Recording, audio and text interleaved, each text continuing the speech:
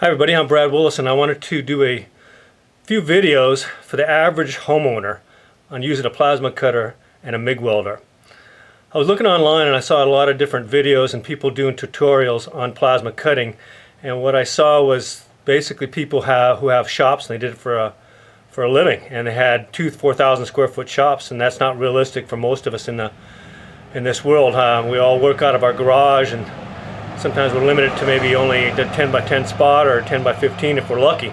So I wanted to do some short tutorials on how a plasma cutter and a MIG welder can really benefit the average homeowner, and show you what I have set up for my work area and what I use to do a lot of artwork and also to fix and make a lot of things around my house. I'm going to try to keep these down to maybe 5 minutes a piece, 7 minutes, because the time is you can be bored. Maybe it doesn't apply to you, so I want you to be able to skip through, and I'll title them to what I'm working on to hopefully help you decide whether you want to watch the entire video or not. So I want to start out by just introducing myself and telling you what's going to be happening here, and I want to show you some of the stuff and how my work area is here. And it's not I don't do it for a living. I do a lot of artwork, which I sell occasionally, and maybe pay for my plasma cutting and maybe a hamburger every now and then. So that's kind of what I'm looking forward to showing you how to do. And I'll do different tutorials as I think of things to do around the house.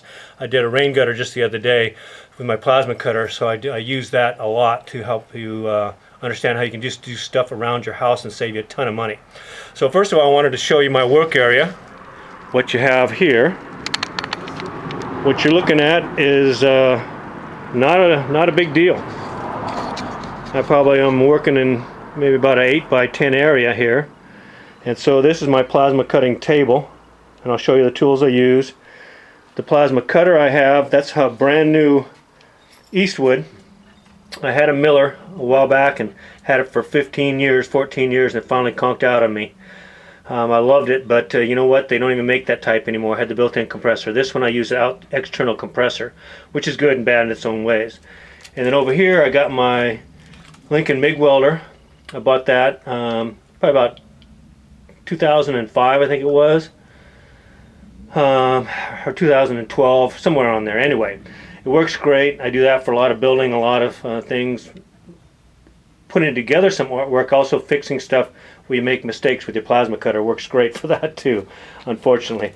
I have an old gas torch set, haven't pulled that out for years. If I work on some place outside of an area where I don't have electricity, I'll wheel that out and braze some stuff up.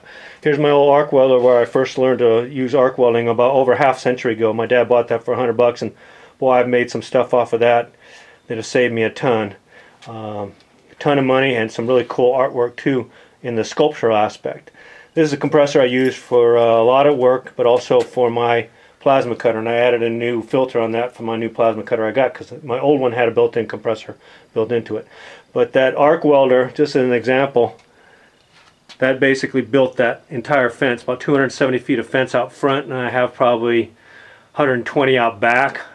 But I used that arc welder to build that, and boy, that would have cost many thousands of dollars. So an arc welder and then a chop-off saw, and you can rock and roll with build a lot of stuff with an arc welder. But mainly right now I use my plasma cutter, the Eastwood plasma cutter. It's only a little 20 ampere.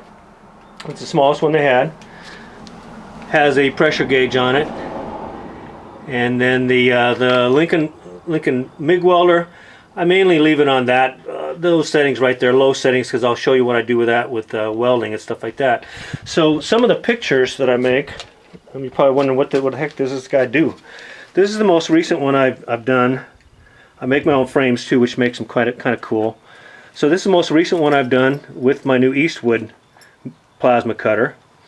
And obviously I painted that afterwards. I found that the women really like the painted colors and stuff. And this is a old Frankenstein that I did probably 5-7 years ago. And there's some stuff I would have changed or would have done different, but once I rust it out and then shoot lacquer on it, I can't change it because the lacquer would burn up. But that's kind of cool. I just wanted to show that to see how they can kind of turn out. You make some really cool stuff. And this is one of the more recent pictures that I've made of a local church at a university in the University of Redlands here. And that's a piece I just pulled out. What happens is after I didn't sell it. I wanted the frame. I made some stuff for Park City. Didn't sell a lot. Never going back again, so I stole the frame off of that one. So just to show you what it looks like before I put a frame around it. So those are some of the stuff I do with the artwork that I do. And right down here real quick, I'll show you some of the tools and stuff that I use to work with it. Now I'm going to set this up to kind of point it down so you can get a little better view as I'm hanging on to the things here. If I can kind of show you there. Okay, first of all is your plasma cutter. Here's the torch right here.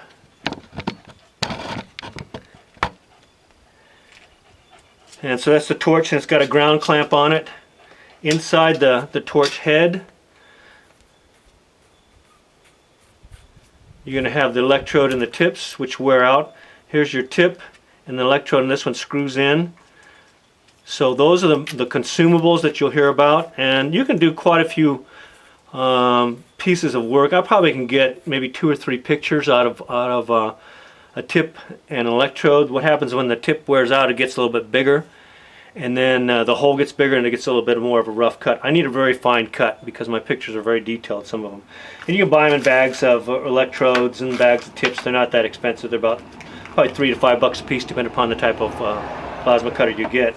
And then with that, this is an old one. This one unfortunately doesn't fit this real good, but this is the guide I have that helps out. And I use a straight edge, so when I'm going along the metal like that, I can go along and get a really nice straight edge. I'll demonstrate that in the next video. So you put a piece of metal down, you try to adjust that so it's just slightly off of the metal, about 1/16 of an inch, but it gives a really straight line. You try to do that with your hand, and it'd be a mess. So yeah, that's a guide to help there. This is one for circles. You kind of put that on there like that, and then you put a little dimple in the metal right here, and then you can cut a nice circle. That's how I did the oranges on this picture right here. If you see these circular oranges, that's how I did those.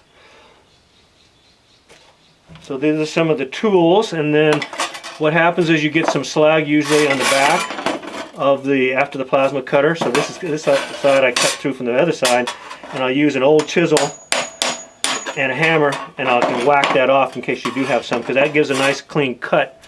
It looks better when you're looking from the front as you're looking through, say, a window or something like that. And one of the pictures that you're making, as an example down there, those are cut through. All the little windows and the doors and stuff are cut through, and I put a black background on the back of the picture. So what you're seeing is just a poster board here, and you're looking at the black background is what you're seeing going through, and that kind of outlines everything. But if you knock the slag off, then that helps give a really sharp picture on that too. So those are some of the things that I basically use, in addition to a lot of grinders and stuff. And I just use a little Dremel motor tool, and that helps get inside the areas of the pictures to make really nice smooth cuts, and especially in circular areas up in here and things like that, I can get in there and maybe make some nice rounded things, because with a plasma cutter you get pretty good. But even though I've done 400, 500 pictures, you still need that little grinder tools and little attachments to really get into make some fine points and really detail it out. So anyway, we're getting a little long here. I just wanted to show you what I do, and hopefully we can go through a lot of stuff down the road. There'll be one day when I'll go ahead and do a segment of making your own frames, because I have a lot of woodworking equipment in another garage over on the side, which I built. This garage unfortunately came with the house that I bought, but I built another side garage, and then I store all my woodworking tools out there, and I take them out and I'll do about 5-7 frames at a time, because it's a lot of work once you get your table saw set up and all your sanders and grinders and nail gun and everything set up like that to take it in and out. I don't have an official shop where I can leave it set up like some guys. So anyway, hopefully that's helpful. We'll edit this out, and we'll see what goes, and I'll be sending more stuff down the road. I'll show you the progress of actually making a picture, especially one of the Orange Grove pictures, because I've been selling a fair amount of those recently, because I live in an Orange Grove town, Redlands in Southern California, which was huge for Orange Grove industry back in the turn of the century. So thanks for watching, and we'll see you later for now.